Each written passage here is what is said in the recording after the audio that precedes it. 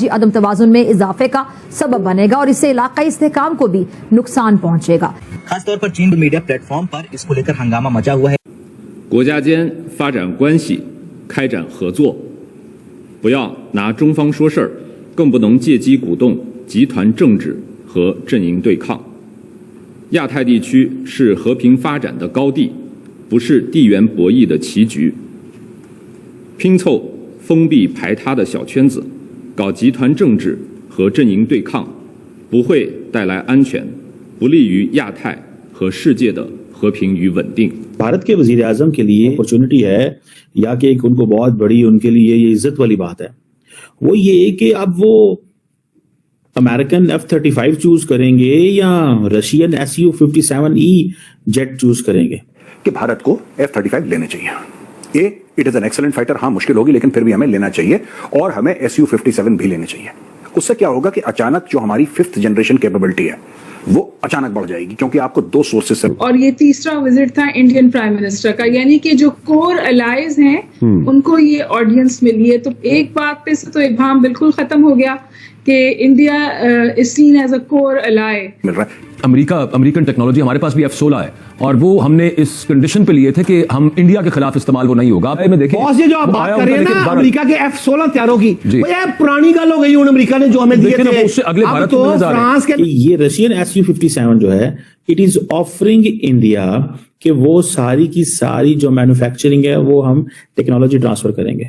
हम लाते हैं talk shows और अनलिमिटेड एंटरटेनमेंट सिर्फ YouTube पर। अगर आपने अभी तक हमारा चैनल सब्सक्राइब नहीं किया तो अभी सब्सक्राइब करें और बेल आइकॉन को क्लिक करके हमारी लेटेस्ट वीडियोस के बारे में अपडेट जानें। अब बात यह कि इंडिया ने जो किया रशिया के साथ, वो इंडिया ने ट्रांसफर ऑफ टेक्नोलॉजी भी कर लिया कि जी हम खरीदेंगे आपसे, मगर खुद उसके बाद आहिस्ता आहिस्ता खुद बनाने शुरू करेंगे और आप हमारी हेल्प करेंगे। अच्छा। हमने अमेरिका के साथ ये नहीं किया, हमने कहा जी भेजी जाओ, असली नहीं बनाना तुसी भेजी जाओ।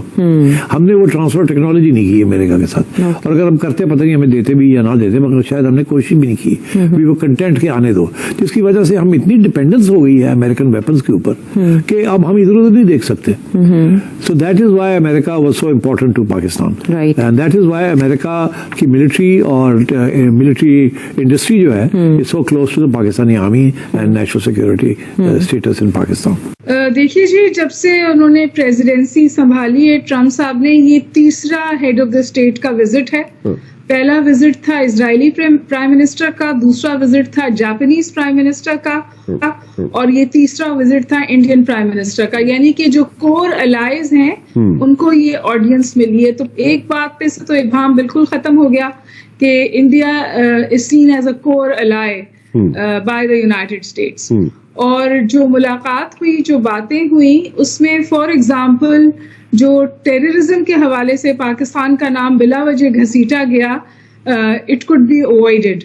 और ये बात बिल्कुल वाज़ेह हो जाती है कि ये इंडिया की फरमाइश पर उनको अकोमोडेट करने के लिए, उनको अपीस करने के लिए किया गया। इसके अलावा भी आपको पता है कि एक बंदा जो है इसको एक्सट्राडिट किया गया, और उसके साथ साथ जो डिफेंस कोऑपरेशन है उसमें आप कदर इजाफा देख रहे हैं। उस डिफेंस कोऑपरेशन में कुछ मसाइल भी हैं। फॉर एग्जांपल ये जो F-35 है, मेरा एयरफोर्स का तो बैकग्राउंड नहीं है, लेकिन ये अमेरिकन मशीनरी है और इंडिया के पास पूरी रशियन कॉन्स्ट्रक्ट है फौज का ज्यादातर। तो इस लेवल पर लाना और उसको ऑपरेशनल करना और उसको इस्तेमाल करना इंडिया के लिए भी खासा हाई ऑर्डर है। लेकिन क्योंकि ट्रम्प जो है वो कारोबारी आदमी है, तो जो दीगर चीज़ें और सहूलतें उन्होंने इंडिया को फराहम की हैं, उसके नतीजे में वो इंडिया से ये चाहते हैं कि वो अमेरिका का महंगा तरीन डिफेंस इक्विपमेंट खरीदे। इस इक्विपमेंट को खरीदने से टर्की ने इनकार किया था, तो उसके बाद टर्की को उन्होंने निकाल दिया था और इस बात की सजा दी थी कि टर्की जो है वो रशियन इक्विपमेंट ले रहा है। और अब आपको पता है कि हमारी टर्की के साथ कोलैबोरेशन बढ़ रही है।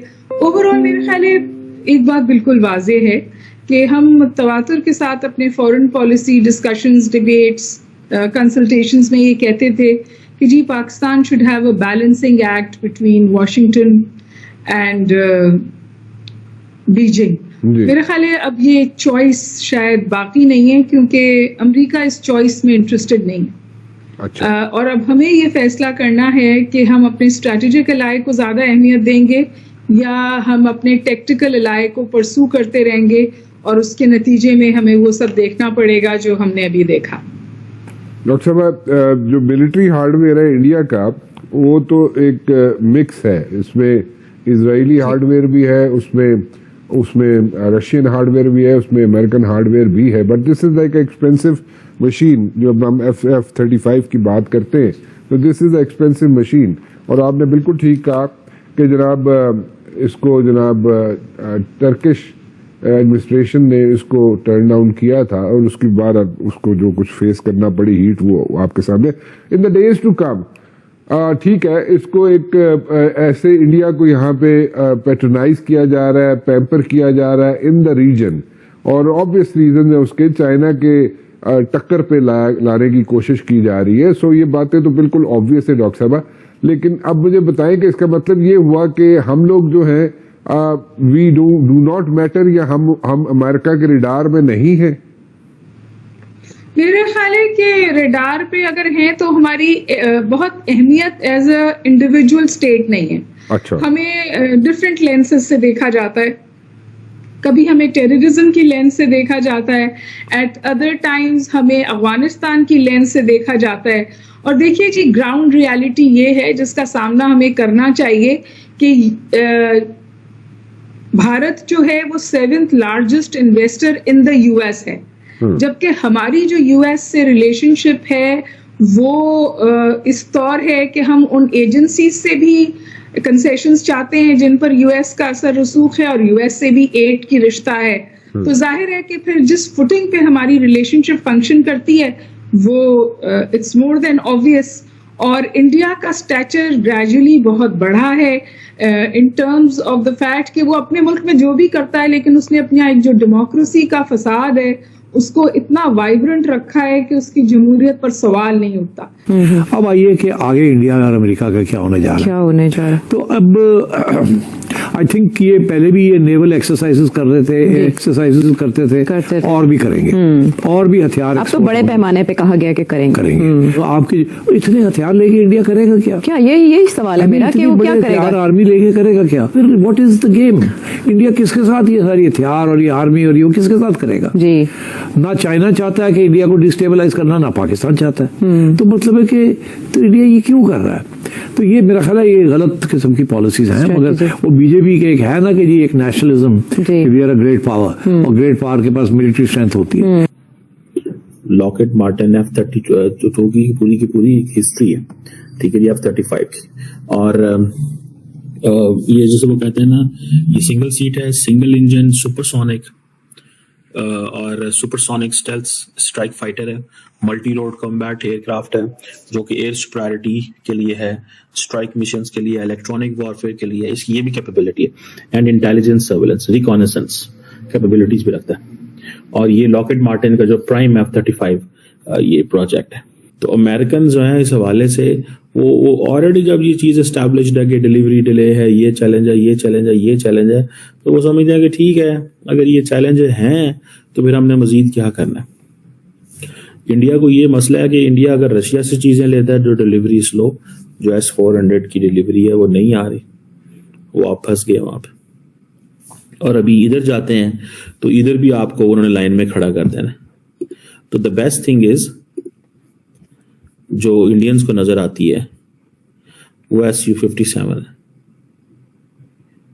اور انڈینز کیونکہ اپنے آپ کو پروجیکٹ کر رہے ہیں as a international defence and arrow space collaboration کہ جی میلٹنگ پاٹ، دنیا آئے گی، دنیا یہاں پہ آ کے سودے کرے گی، دنیا یہاں پہ آ کے یہ چیزیں کرے گی، ٹھیک ہے جی.